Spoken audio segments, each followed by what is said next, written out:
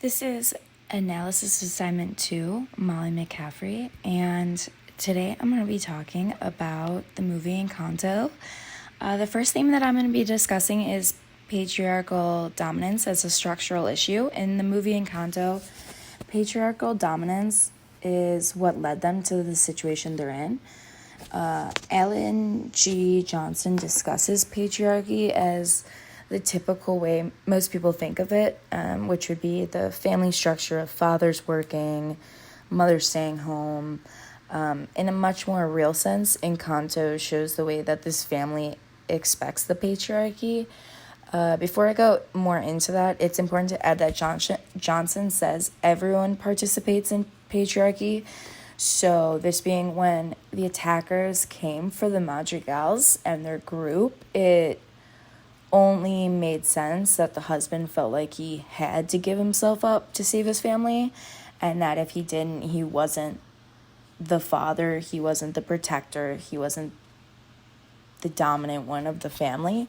And therefore it also made sense that the grandma didn't even think about giving herself up, especially, and of course, because she had 3 baby newborns in her arms. The next theme I want to go over is intersectionality with respect to systems of power and social hierarchy. Intersectionality is the point where different types of identities learn to coincide. So that means that someone is not just black, just gay, just a teacher, just a female. They're all of those things or more. And there are many different points of intersection in many different social settings. So the characters of this movie have many intersectional personalities. The people of the town saw those with the Madrigals, the family with the special skills to have more power and social ruling over the town. However, they were not just people with special powers. They were the Madrigals. They were Hispanic or female or not or and but not female and male. But you understand. There isn't just, they weren't seen as just the strong one. It was also Luisa, the female. She's Hispanic.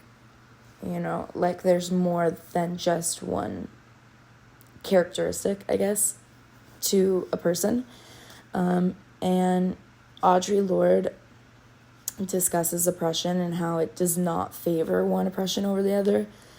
So basically, as she puts it, there's no hierarchy to oppression. So what she means by that is if someone has a problem with Luisa's strength isn't the only issue. We also have to take into the account that she's a female, that she's Hispanic, that she's a Madrigal family member. All of these things coincide with her identity. The third theme I'm going to discuss is gender and sexuality as a spectrum of identities versus binaries. The gender binary is a social theory where there are distinct roles for women and men. These roles are usually opposite of one another in terms of femininity and masculinity.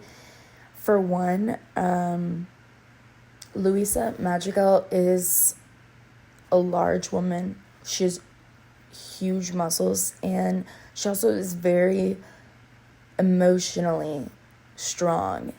And that really doesn't fit into the female gender binary.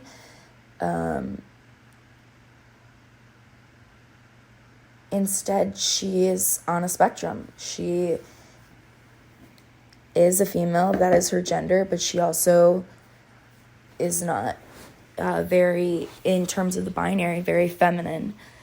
And yeah, the fourth theme I'm going to be talking about is masculinity. I'm going to be talking about masculinity as a social construct. In Pasco's reading about called Making Masculinity, They say that deviations from women's roles as natural caretakers or men's roles as natural breadwinners would result in role competition, weakening families, and ultimately the society. However, there is, the grandpa is not within the family anymore, so there is no competition. Grandma had to take over. Pasco says that people learn masculinity and femininity through demonstration of others. So in the movie Encanto, it follows this theme because, well, for one, Maribel's mother has a special healing power of cooking, and although her power is not determined by her family, she very clearly gets that loving nature and healing touch from her mother, which is Maribel's grandmother. And like I said, because Maribel's grandpa is out of the picture, it kind of makes sense that all the male roles are not masculine to the binary, as it seemed like the grandpa was in the beginning of the movie. And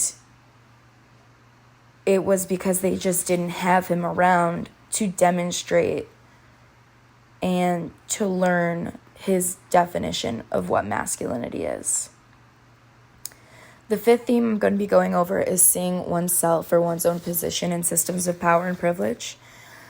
Peggy McIntosh explains that privilege does not necessarily mean something that everyone wants. More so, it portrays dominance. So Grandma Magica holds a lot of power and privilege in the family as the oldest and the one who had the candle, the one who brought the family there. It's important to note that McIntosh says that although privilege may confer power, it does not confer moral strength. And that's important because at the end of the movie, Maribel's grandma, Maribel and her grandmother get into an argument, and she tells her grandma that it's her fault that the house is falling apart and the family is falling apart. And when they eventually rekindle, Grandma admits that she was finally able to see the position of power that she held in their family and the effect that it had on everyone. And that is my podcast for Analysis Assignment 2. Thanks for listening. Goodbye.